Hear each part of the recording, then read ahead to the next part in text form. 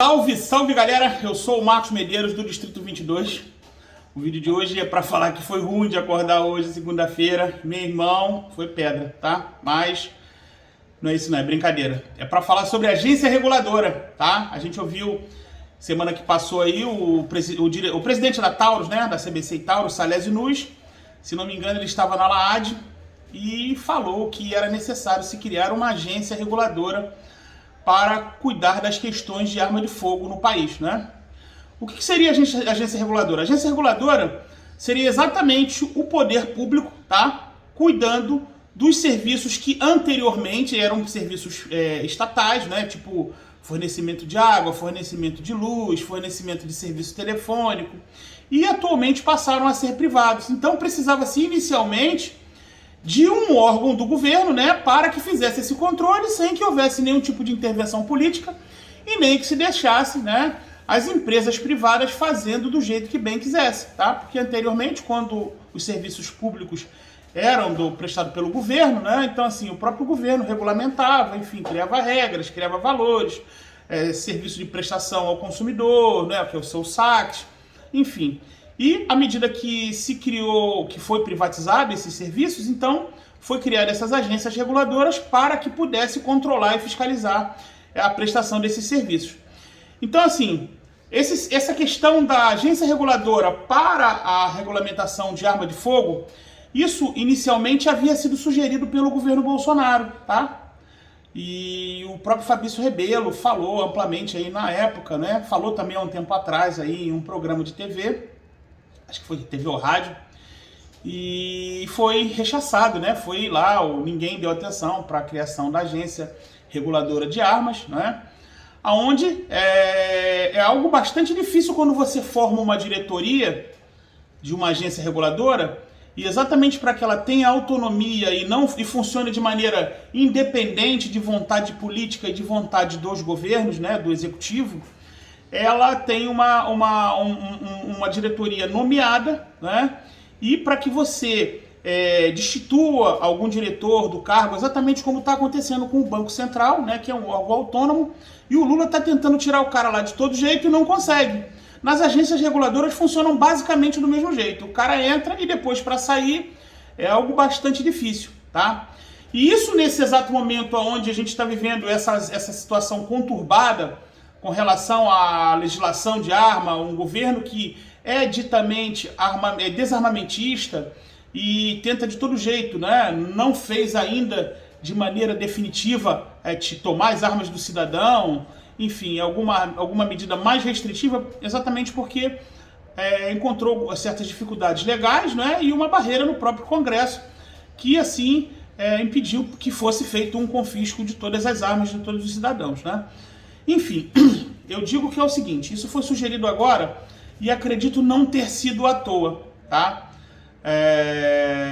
Porque na época que o Bolsonaro falou que ele provavelmente iria colocar quadros técnicos, né, para a formação dessa agência reguladora, e porque agora que o momento é de restrição, você vai voltar com essa ideia de que tem que se criar uma agência reguladora, para resolver os problemas.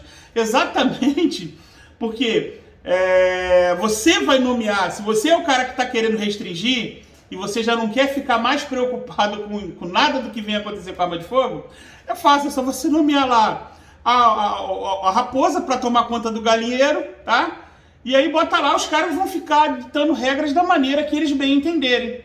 E como funcionaria isso? Hoje a gente sabe que quem cria as regras para armas do tiro esportivo é o Exército, e quem cria regras para armas de defesa pessoal é a Polícia Federal.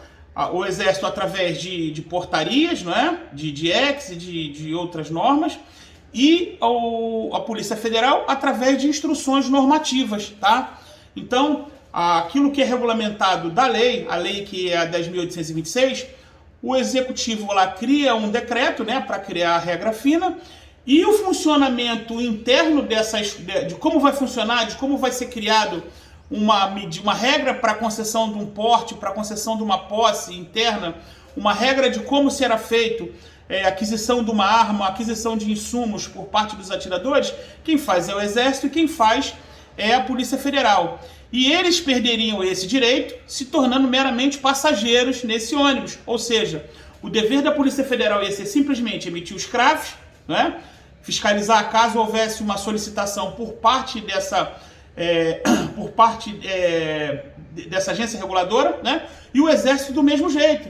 O Exército simplesmente ele iria fiscalizar caso houvesse alguma demanda da agência reguladora, né? E a agência reguladora ficaria como se fosse o criador das regras. Agora a partir de agora vai precisar de apresentar a certidão de nascimento para você te comprar munições. Então, a partir desse momento, a agência criou essa regra, então vai ser desse jeito e o Exército simplesmente acata, tá? E isso seria muito bom caso, na ocasião que foi sugerida pelo governo anterior, tivesse sido, né, criada uma agência reguladora com quadros especificamente técnicos. E se isso acontecer hoje, a gente sabe que não vai funcionar desse jeito. Muito provavelmente vai lá colocar um diretor dessa agência reguladora, algum nome lá, algum quadro do Instituto Sou da Paz, ou outro quadro do Instituto Igarapé, enfim. E dessa maneira, com toda certeza, tudo que for criado em volta do termo de regulamentação para arma de fogo, a gente sabe que vai ser de uma maneira restritiva, né? Que venha trazer algum tipo de restrição para o cidadão, tá?